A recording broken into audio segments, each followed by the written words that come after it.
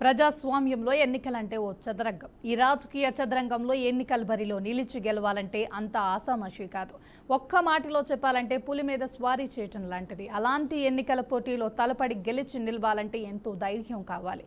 అంతేకాదు ఎంతో కొంత అదృష్టం కూడా ఉండాలి. అంతకంటే కష్టం ఉండాలి. ఎన్నికల బరిలో నిలిచి గెలవాలంటే అంత ఆషామాషి కాదు. అలాంటిది ఏపీ మంత్రి నారా లోకేష్కు ఎన్నికల కంటే ఇంట్లో పోటీనే తట్టుకోలేకపోతున్నారని, నిజానికి లోకేష్కు ఇంటి పోరు ఎక్కువైందా? ఇంట్లో వారితో పోటీపడి గెలవలేకపోతున్నారా? అసలు లోకేష్కు ఉన్న ఇంటి పోరేంటి? అవును, లోకేష్కు తన ఇంట్లో ఉన్న పోటీ బయట కూడా లేదట. ఒక పక్క అమ్మ, మరో పక్క నాన్న, ఇంకో పక్క భార్య, ముగ్గురు నుండి లోకేష్కు తీవ్రమైన పోటీ ఎదురవుతుందట. అయితే ఆ పోటీ ఎన్నికల పోటీనో పదవుల పోటీనో కాదండోయ్, అవార్డుల పోటీ అట. అదేనండి, ఇటీవల నారా వారి ఇంటిలో అవార్డ్స్ అందుకోవటంలో కాంపిటీషన్ ఓవర్ డోస్ అయింది కదా. మరి అదే ఇప్పుడు హాట్ టాపిక్గా మారిపోయింది.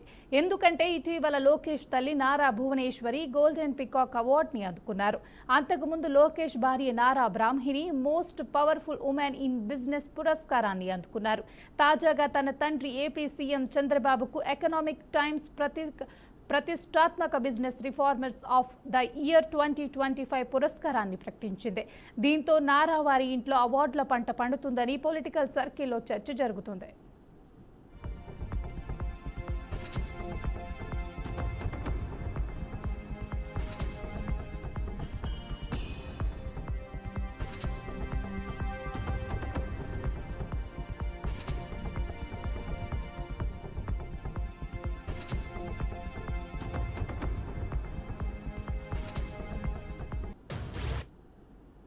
ఇదిలా ఉంటే తాజాగా చంద్రబాబుకి ఎకనామిక్ టైమ్స్ పత్రిక ప్రతిష్టాత్మక business reformer of the year 2025 award ప్రకటించడంతో నారా లోకేష్ సరదాగా స్పందించారు.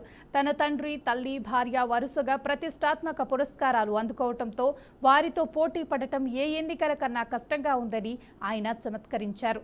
తమ తండ్రి ముఖ్యమంత్రి చంద్రబాబుకు ఎకనామిక్ టైమ్స్ పత్రిక ప్రతిష్టాత్మక business reformer of the year 2025 పురస్కారాన్ని ప్రకటించింది.